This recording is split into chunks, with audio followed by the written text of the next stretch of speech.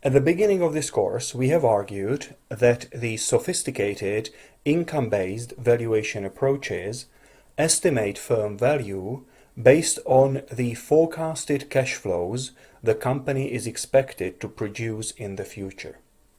That implies that forecasting future performance is an essential step of every income-based valuation. The forecasting will be done differently for different periods of the company's future.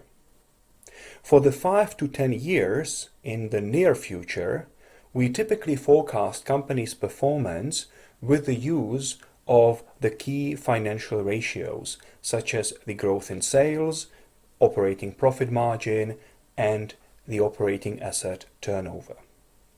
However, for the years after this explicit forecast period, or the years after the forecasting horizon, we simplify the computation, we take some additional assumptions, and we determine the company's terminal value using a simpler formula. At the preceding lecture, we have discussed the individual steps we need to take to determine free cash flows during the explicit forecast period. At the upcoming lecture, we are going to discuss how to compute the terminal value at the horizon and what factors we should take into consideration. In this context, the first question to ask is why we make such a distinction. The reason is that we believe that forecasting short-term future is easier and it can reasonably be done in greater level of detail than forecasting long-term future. Imagine a situation when you want to forecast performance of two sports teams, the Reds and the Blues. You look into what is going on in them and you learn that even though the Red team has been doing reasonably well in the past matches, it has some problems with communication between the head coach and the key players, and the problem has escalated in recent past.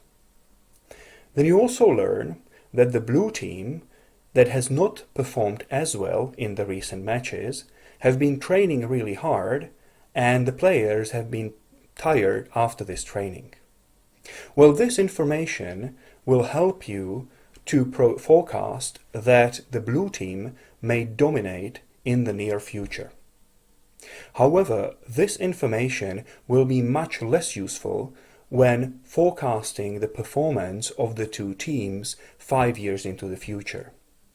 By that time, any strengths and weaknesses of the two teams are likely to be washed away, and therefore you will be doing best forecasting this long-term performance by simply assuming that about half of the matches coming up 5 years into the future will be won by one of the teams, the Reds, and the other half will be won by the other team, the Blues. And this is something we also do in company valuation.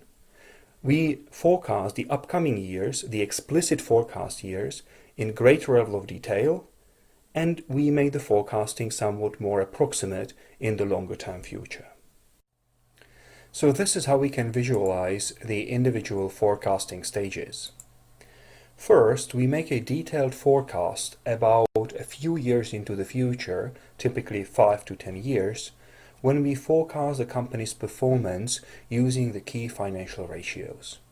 That is something we have done at the previous lecture.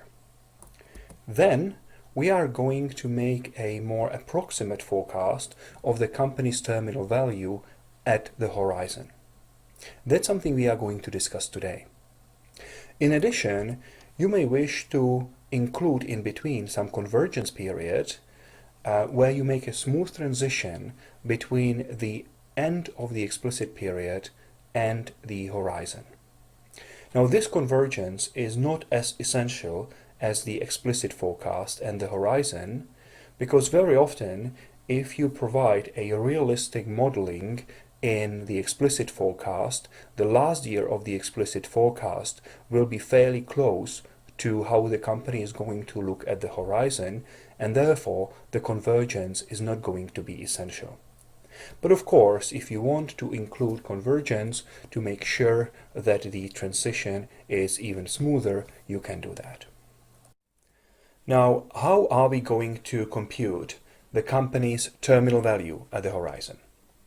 We are going to use a modification of the Gordon growth formula that you know from your courses in corporate finance and financial management.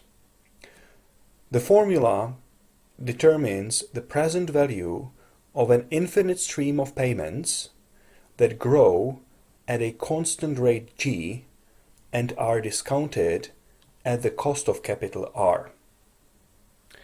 Therefore, to understand the determination of the terminal value, it will be quite essential to understand the construction of the Gordon growth formula.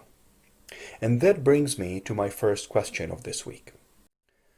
In this open question, I want you to first discuss how the Gordon growth formula is constructed. And then I want you to discuss its limitations and strengths in the two alternative uses. You may know that the formula may be used to value a company as such, starting from today, or it can be used to determine the terminal value at the horizon. Now, when used for the first purpose, there will be a number of limitations that the analyst will face. So, in the second component of this question, I want you to discuss these limitations. However, despite these limitations, the modification of this formula will very frequently be used to estimate a company's terminal value at the horizon. Now, I want you to explain why these limitations are not pressing at the horizon and why the modified Gordon growth formula is a useful tool for determining the terminal value. I have already suggested that to compute terminal value, we will not use the original version of the Gordon growth formula, but we will use a similar formula that is derived from it. The Gordon growth formula in the original version is defined in terms of dividends that are discounted with the cost of equity. This expression is not suited for indirect valuation models that seek to compute the enterprise value that comprises both the value of equity and debt. And therefore, we need to transform the dividend-based expression of the Gordon growth formula to the cash flow-based version. The key challenge here will be to do the transformation consistently. Naturally, we will replace dividends with the free cash flows, and we will replace the cost of equity with the weighted average cost of capital. So the measures that are related to the owners only are replaced with the measures that are related to both owners and creditors. However, in doing so, there will be one issue that we need to be particularly careful about. And this issue is the topic for my second question.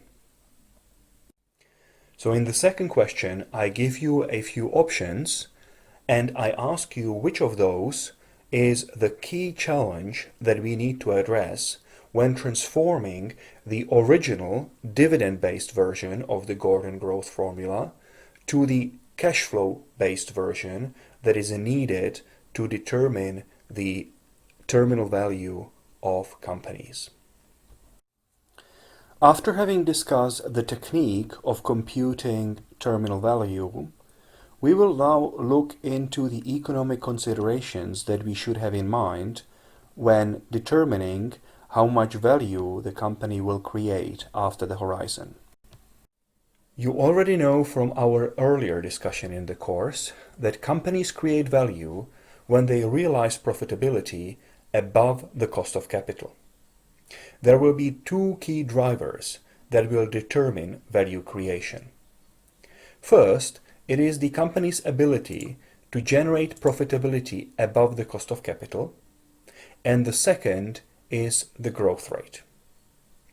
Now, the assumptions about abnormal profitability and growth rate after the horizon will be rather essential because they apply to a number of future years, and therefore their cumulative effect may be very significant.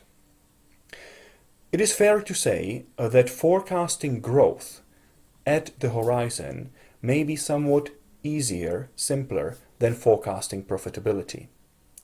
And therefore, I will base my third and fourth question on forecasting growth.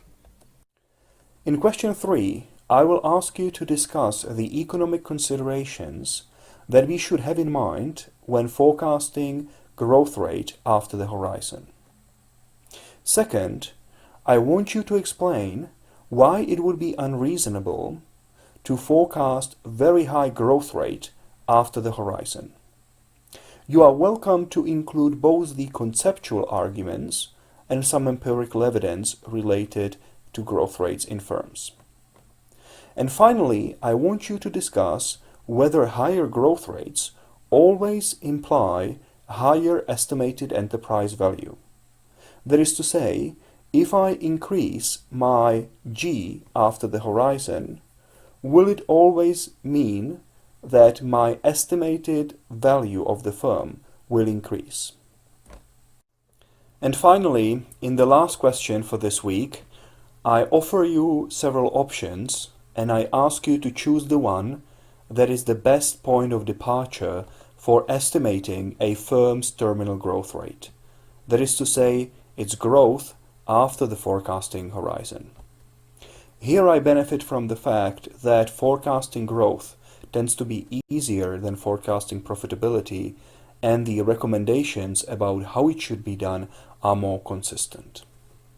So let me conclude this lecture prelude with a quote by Niels Bohr, who was one of the first Nobel Prize laureates in physics.